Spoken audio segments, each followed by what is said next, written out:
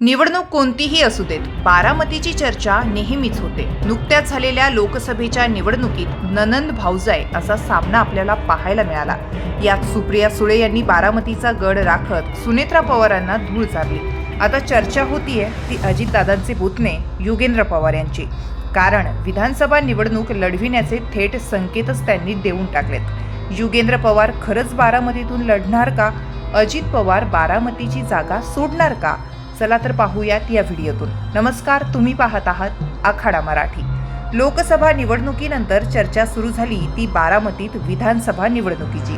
कारण अजित पवार गटाकडून जय पवार यांना रिंगणात उतरविण्याची चर्चा असताना शरद पवार गटाचे युगेंद्र पवार यांनीही लोकांच्या भेटीगाठी, निवडणुकीतला सक्रिय सहभाग यावरून आपलं कर्तृत्व दाखवून दिलं होतं. तर बारामतीतील कार्यकर्त्यांनी थेट शरद पवारांची भेट घेऊन युगेंद्र पवार यांना उमेदवारी द्या अशी मागणी केली होती. आता तर थेट युगेंद्र पवार यांनी अजित पवारांकडे आशीर्वाद मागून रणशिंग फुंकण्याची तयारी दाखवली आहे. बारामती विधानसभा निवडणुकीत अजित पवार यांनी मला आशीर्वाद द्यावेत. माझ्या भावाला जय पवार यांना जर बारामतीतून ते उमेदवारी देणार असतील तर त्याच्यात आणि माझ्यात फरक काय?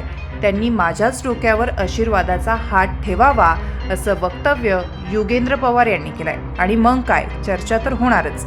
काकांना मुख्यमंत्री होण्यास यंदा संधी आहे, त्यासाठी बारामतीची जागा आपण सोडणार का असं विचारलं असता काकांनी आजोबाला सोडायला नको होतं, मग जागा सोडासोडीचा प्रश्न आलाच नसता असं युगेंद्र पवार म्हणाले. यावरून युगेंद्र पवार यांची राजकीय समज आपल्याला दिसून येते. अजितदादांना पुतण्याला आशीर्वाद देणार का असं विचारलं असता, होय बाबा तू पण ये, तुलाही आशीर्वाद देतो, कारण आता सगळ्यांनाच आमदार व्हायचंय असा टोला त्यांनी लगावलाय. त्यामुळे सामना युगेंद्र विरुद्ध जय असा होणार की बारामतीचे अजितदादा स्वतः मैदानात उतरणार याची उत्तरं लवकरच मिळतील. तुम्हाला काय वाटतं? युगेंद्रसाठी अजित पवार बारामतीची जागा सोडून आशीर्वाद देणार का? आम्हाला कमेंट करून नक्की सांगा.